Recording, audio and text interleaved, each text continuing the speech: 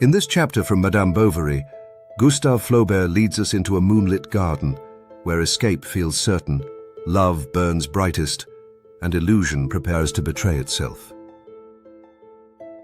Welcome to Chapter Breaks, short literary escapes, classic audio pills for your commute, bedtime unwind, or a break anytime.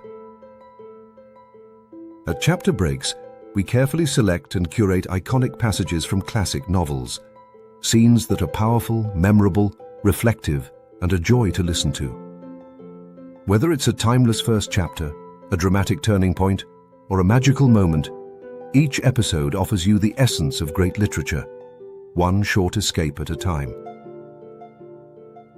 This chapter break is Madame Bovary by Gustave Flaubert, 1856. Part 2, Chapter 12, The Elopement. A moonlit promise and the beginning of its end. A brief introduction before listening to the chapter. In this pivotal scene, Emma Bovary believes she is on the brink of freedom. Beneath a rising moon and the heavy perfume of summer gardens, she and Rodolphe plan their flight from Yonville, passports arranged, trunks prepared, a future imagined in distant southern landscapes. Emma dreams in rapturous detail of travel without return, of cities gleaming like mirages, of a life easy and large as their silk gowns. Her love burns with a feverish certainty, dissolving caution, dissolving motherhood, dissolving consequence. To her, the carriage that will carry them away feels already in motion. Yet as Emma's hope expands toward the infinite, Rodolphe's resolve begins to contract. What to her is destiny appears to him as inconvenience. Where she sees romance, he calculates cost. Beneath the same moonlit sky that sanctifies her dream, doubt takes root in his heart. This episode captures Flaubert at his most precise and merciless, passion rendered with lyrical beauty, illusion illuminated at its brightest point, just before it fractures. We are about to step into that quiet garden night where vows are whispered, futures imagined, and love stands trembling on the edge of abandonment. Now, let's open the page together. Your chapter break begins now.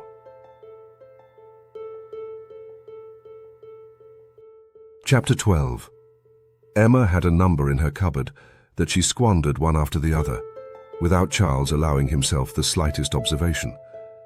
So also, he disbursed 300 francs for a wooden leg that she thought proper to make a present of to Hippolyte.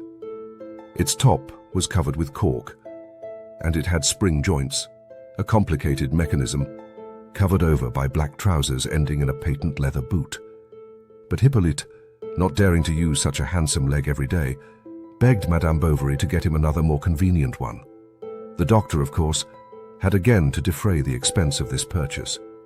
So little by little the stableman took up his work again. One saw him running about the village as before, and when Charles heard from afar the sharp noise of the wooden leg, he at once went in another direction. It was Monsieur Lheureux, the shopkeeper, who had undertaken the order.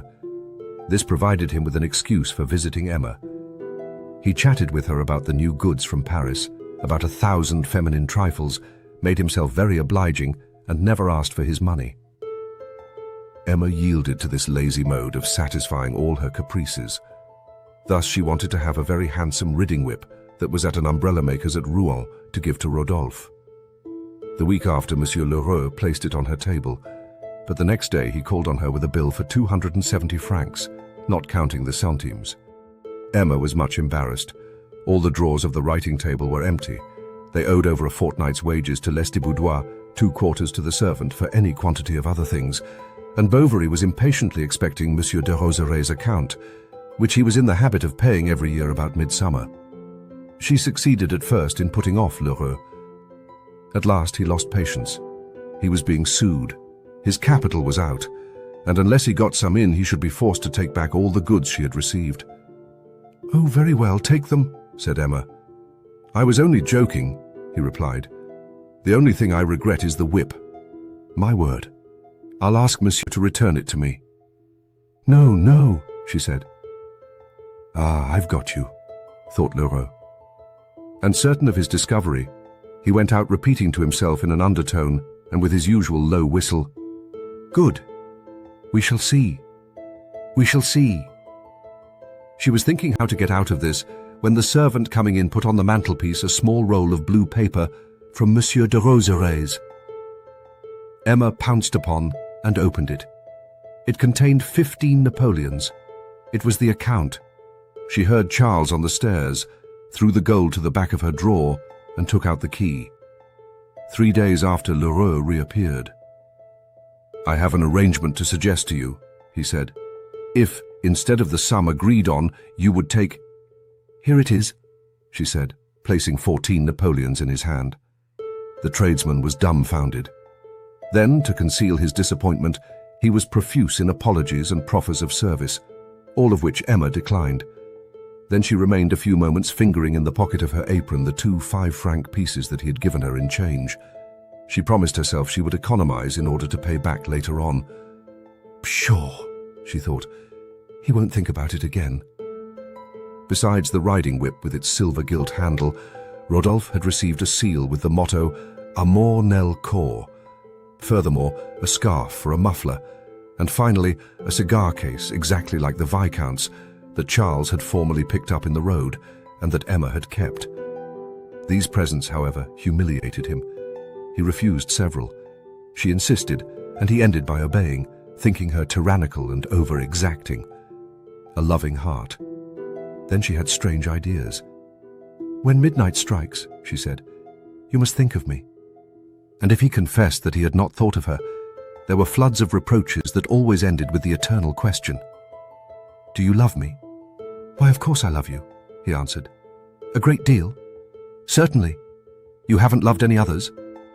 "Did you think you'd got a virgin?" he exclaimed, laughing. Emma cried, and he tried to console her, adorning his protestations with puns. "Oh," she went on, "I love you.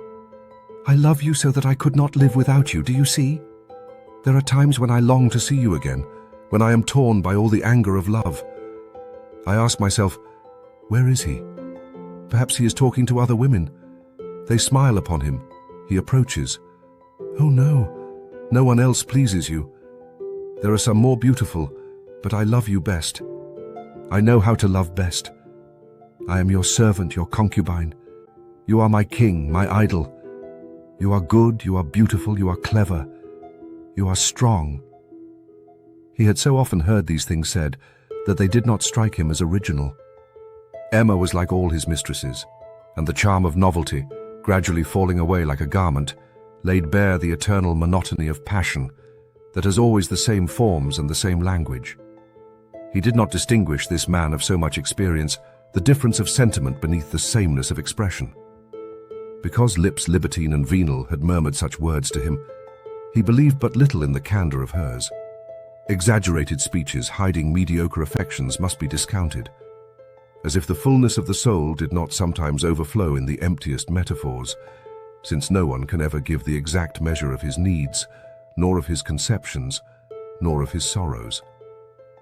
And since human speech is like a cracked tin kettle, on which we hammer out tunes to make bears dance when we long to move the stars, but with that superior critical judgment that belongs to him who, in no matter what circumstance, holds back, Rodolphe saw other delights to be got out of this love. He thought all modesty in the way. He treated her quite sans façon. He made of her something supple and corrupt. Hers was an idiotic sort of attachment, full of admiration for him, of voluptuousness for her, a beatitude that benumbed her. Her soul sank into this drunkenness, shriveled up, drowned in it, like Clarence in his butt of Malmsey. By the mere effect of her love, Madame Bovary's manners changed. Her looks grew bolder, her speech more free. She even committed the impropriety of walking out with Monsieur Rodolphe, a cigarette in her mouth, as if to defy the people. At last, those who still doubted no longer, when one day they saw her getting out of the Hirondelle, her waist squeezed into a waistcoat like a man, and Madame Bovary Senior, who after a fearful scene with her husband had taken refuge at her son's, was not the least scandalized of the womenfolk. Many other things displeased her. First, Charles had not attended to her advice about the forbidding of novels. Then the ways of the house annoyed her. She allowed herself to make some remarks, and there were quarrels, especially one on account of Félicité.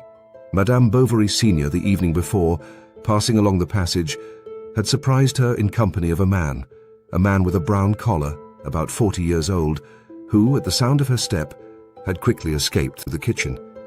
Then Emma began to laugh, but the good lady grew angry, declaring that unless morals were to be laughed at, one ought to look after those of one's servants. "Where were you brought up?" asked the daughter-in-law, with so impertinent a look that Madame Bovary asked her if she were not perhaps defending her own case. "Leave the room," said the young woman, springing up with a bound. "Emma! Mamma!" cried Charles, trying to reconcile them. But both had fled in their exasperation. Emma was stamping her feet as she repeated, "Oh, what manners! What a peasant!" He ran to his mother. She was beside herself. She stammered, "She is an insolent, giddy-headed thing, or perhaps worse." And she was for leaving at once if the other did not apologize. So Charles went back again to his wife and implored her to give way. He knelt to her. She ended by saying, "Very well, I'll go to her." And in fact she held out her hand to her mother-in-law with the dignity of a marchioness as she said, "Excuse me, madame." Then, having gone up again to her room, she threw herself flat on her bed and cried there like a child, her face buried in the pillow. She and Rodolphe had agreed that in the event of anything extraordinary occurring, she should fasten a small piece of white paper to the blind, so that if by chance he happened to be in Yonville, he could hurry to the lane behind the house. Emma made the signal. She had been waiting 3/4 of an hour when she suddenly caught sight of Rodolphe at the corner of the market. She felt tempted to open the window and call him, but he had already disappeared. She fell back in despair. Soon, however, it seemed to her that someone was walking on the pavement. It was he, no doubt. She went downstairs, crossed the yard. He was there outside. She threw herself into his arms. "Do take care," he said.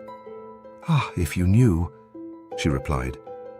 And she began telling him everything, hurriedly, disjointedly, exaggerating the fact, inventing many, and so prodigal of parentheses that he understood nothing of it. "Come, my poor angel, courage. Be comforted. Be patient." "But I have been patient. I have suffered for 4 years. A love like ours ought to show itself in the face of heaven. They torture me. I can bear it no longer. Save me." She clung to Rodolphe. Her eyes, full of tears, flashed like flames beneath a wave. Her breast heaved. He had never loved her so much, so that he lost his head and said, "What is it? What do you wish?" "Take me away," she cried. "Carry me off. Oh, I pray you." And she threw herself upon his mouth, as if to seize there the unexpected consent if breathed forth in a kiss. "But," Rodolphe resumed. "What? Your little girl?" She reflected a few moments, then replied, "We will take her. It can't be helped." "What a woman," he said to himself, watching her as she went, for she had run into the garden. Someone was calling her. On the following days, Madame Bovary Senior was much surprised at the change in her daughter-in-law. Emma, in fact, was showing herself more docile, and even carried her deference so far as to ask for a recipe for pickling gherkins. Was it the better to deceive them both? Or did she wish by a sort of voluptuous stoicism to feel the more profoundly the bitterness of the things she was about to leave? But she paid no heed to them. On the contrary, she lived as lost in the anticipated delight of her coming happiness. It was an eternal subject for conversation with Rodolphe. She leant on his shoulder, murmuring, "Ah, when we are in the mail coach, do you think about it? Can it be? It seems to me that the moment I feel the carriage start, it will be as if we were rising in a balloon, as if we were setting out for the clouds. Do you know that I count the hours? And you?" Never had Madame Bovary been so beautiful as at this period. She had that indefinable beauty that results from joy, from enthusiasm, from success, and that is only the harmony of temperament with circumstances. her desires, her sorrows, the experience of pleasure, and her ever-young illusions that had, as soil and rain and winds and the sun make flowers grow, gradually developed her, and she at length blossomed forth in all the plenitude of her nature. Her eyelids seemed chiseled expressly for her long, amorous looks in which the pupil disappeared, while a strong inspiration expanded her delicate nostrils and raised the fleshy corner of her lips, shaded in the light by a little black down. One would have thought that an artist apt in conception had arranged the curls of hair upon her neck. They fell in a thick mass, negligently, and with the changing chances of their adultery that unbound them every day. Her voice now took more mellow inflections, her figure also. Something subtle and penetrating escaped even from the folds of her gown and from the line of her foot. Charles, as when they were first married, thought her delicious and quite irresistible. When he came home in the middle of the night, he did not dare to wake her. The porcelain nightlight threw a round, trembling gleam upon the ceiling, and the drawn curtains of the little cot formed, as it were, a white hut standing out in the shade, and by the bedside Charles looked at them. He seemed to hear the light breathing of his child. She would grow big now. Every season would bring rapid progress.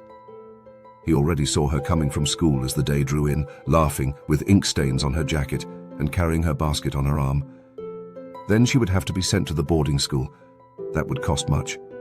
How was it to be done? Then he reflected. He thought of hiring a small farm in the neighborhood that he would superintend every morning on his way to his patients. He would save up what he brought in. He would put it in the savings bank. Then he would buy shares somewhere, no matter where. Besides, his practice would increase. He counted upon that, for he wanted Berta to be well educated, to be accomplished, to learn to play the piano. Ah, how pretty she would be later on when she was 15, when, resembling her mother, she would, like her, wear large straw hats in the summertime. From a distance they would be taken for two sisters. He pictured her to himself working in the evening by their side beneath the light of the lamp. She would embroider him slippers. She would look after the house. She would fill all the home with her charm and her gaiety. At last they would think of her marriage. They would find her some good young fellow with a steady business. He would make her happy. This would last forever. Emma was not asleep. She pretended to be. And while he dozed off by her side, she awakened to other dreams. To the gallop of 4 horses she was carried away for a week towards a new land, whence they would return no more. They went on, their arms entwined, without a word. Often from the top of a mountain there suddenly glimpsed some splendid city, with domes and bridges and ships, forests of citron trees, and cathedrals of white marble, on whose pointed steeples were storks' nests. They went at a walking pace because of the great flagstones, and on the ground there were bouquets of flowers, offered you by women dressed in red bodices. They heard the chiming of bells, the neighing of mules, together with the murmur of guitars and the noise of fountains, whose rising spray refreshed heaps of fruit arranged like a pyramid at the foot of pale statues that smiled beneath playing waters. And then, one night, they came to a fishing village, where brown nets were drying in the wind along the cliffs and in front of the huts. It was there that they would stay. They would live in a low, flat-roofed house, shaded by a palm tree, in the heart of a gulf by the sea. They would row in gondolas, swing in hammocks, and their existence would be easy and large as their silk gowns, warm and star-spangled as the nights they would contemplate. However, in the immensity of this future that she conjured up, nothing special stood forth. The days, all magnificent, resembled each other like waves, and it swayed in the horizon, infinite, harmonized, azure, and bathed in sunshine. But the child began to cough in her cot, or Bovary snored more loudly, and Emma did not fall asleep till morning, when the dawn whitened the windows, and when little Justin was already in the square, taking down the shutters of the chemist's shop. She had sent for Monsieur Lheureux, and had said to him, "I want a cloak, a large lined cloak with a deep collar." "You are going on a journey?" he asked. "No, but never mind. I may count on you, may I not?" and quickly. He bowed. "Besides, I shall want," she went on, "a trunk, not too heavy, handy." "Yes, yes, I understand. About 3 feet by 1.5 feet, as they are being made just now." "And a traveling bag." "Decidedly," thought Lheureux. "There's a row on here." "And," said Madame Bovary, taking her watch from her belt, "take this. You can pay yourself out of it." But the tradesman cried out that she was wrong. They knew one another. Did he doubt her? What childishness! She insisted, however, on his taking at least the chain, and Lheureux had already put it in his pocket and was going, when she called him back. "You will leave everything at your place. As to the cloak," she seemed to be reflecting, "do not bring it either. You can give me the maker's address and tell him to have it ready for me." It was the next month that they were to run away. She was to leave Yonville as if she was going on some business to Rouen. Rodolphe would have booked the seats, procured the passports, and even have written to Paris in order to have the whole mail coach reserved for them as far as Marseille, where they would buy a carriage and go on thence without stopping to Genoa. She would take care to send her luggage to Lheureux, whence it would be taken direct to the Hirondelle, so that no one would have any suspicion. And in all this, there never was any allusion to the child. Rodolphe avoided speaking of her. Perhaps he no longer thought about it. He wished to have 2 more weeks before him to arrange some affairs. Then, at the end of a week, he wanted 2 more. Then he said he was ill. Next, he went on a journey. The month of August passed, and after all these delays, they decided that it was to be irrevocably fixed for the 4th of September, a Monday. At length, the Saturday before arrived. Rodolphe came in the evening earlier than usual. "Everything is ready?" she asked him. "Yes." Then they walked round a garden bed and went to sit down near the terrace on the curbstone of the wall. "You are sad," said Emma. "No." "Why?" And yet he looked at her strangely in a tender fashion. "It is because you are going away," she went on. "Because you are leaving what is dear to you. Your life? Ah, I understand. I have nothing in the world. You are all to me. So shall I be to you. I will be your people, your country. I will tend. I will love you." "How sweet you are," he said, seizing her in his arms. "Really," she said with a voluptuous laugh. "Do you love me? Swear it then." "Do I love you? Love you? I adore you, my love." The moon, full and purple-colored, was rising right out of the earth at the end of the meadow. She rose quickly between the branches of the poplars that hid her here and there like a black curtain pierced with holes. Then she appeared dazzling with whiteness in the empty heavens that she lit up, and now, sailing more slowly along, let fall upon the river a great stain that broke up into an infinity of stars, and the silver sheen seemed to writhe through the very depths like a heedless serpent covered with luminous scales. It also resembled some monster candelabra, all along which sparkled drops of diamonds running together. The soft night was about them. Masses of shadow filled the branches. Emma, her eyes half closed, breathed in with deep sighs the fresh wind that was blowing. They did not speak, lost as they were in the rush of their reverie. The tenderness of the old days came back to their hearts, full and silent as the flowing river, with the softness of the perfume of the syringas, and threw across their memories shadows more immense and more somber than those of the still willows that lengthened out over the grass. Often, some night animal, hedgehog or weasel, setting out on the hunt, disturbed the lovers, or sometimes they heard a ripe peach falling all alone from the espalier. "Ah, what a lovely night," said Rodolphe. "We shall have others," replied Emma, and as if speaking to herself, "Yet it will be good to travel. And yet, why should my heart be so heavy? Is it dread of the unknown? The effect of habits left? Or rather, no. It is the excess of happiness. How weak I am I not? Forgive me." "There is still time," he cried. "Reflect." Perhaps you may repent." "Never!" she cried impetuously, and coming closer to him. "What ill could come to me? There is no desert, no precipice, no ocean I would not traverse with you. The longer we live together, the more it will be like an embrace. Every day closer, more heart to heart. There will be nothing to trouble us, no cares, no obstacle. We shall be alone, all to ourselves eternally. Oh, speak, answer me." At regular intervals he answered, "Yes, yes." She had passed her hands through his hair, and she repeated in a childlike voice, despite the big tears which were falling, "Rodolphe, Rodolphe, ah, Rodolphe, dear little Rodolphe." Midnight struck. "Midnight?" said she. "Come, it is tomorrow. One day more." He rose to go, and as if the movement he made had been the signal for their flight, Emma said, suddenly assuming a gay air, "You have the passports?" "Yes." "You are forgetting nothing?" "No." "Are you sure?" "Certainly."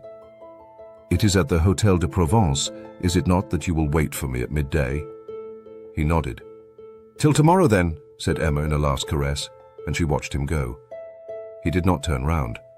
She ran after him and leaning over the water's edge between the bulrushes. "Tomorrow," she cried. He was already on the other side of the river and walking fast across the meadow. After a few moments, Rodolphe stopped, and when he saw her with her white gown gradually fade away in the shade like a ghost, he was seized with such a beating of the heart that he leant against a tree lest he should fall. "What an imbecile I am," he said with a fearful oath. "No matter, she was a pretty mistress."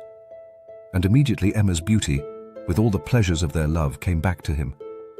For a moment he softened. Then he rebelled against her. "For after all," he exclaimed, gesticulating, "I can't exile myself. Have a child on my hands." He was saying these things to give himself firmness. "And besides, the worry, the expense. Ah, no, no, no, no, 1,000 times no. That would be too stupid."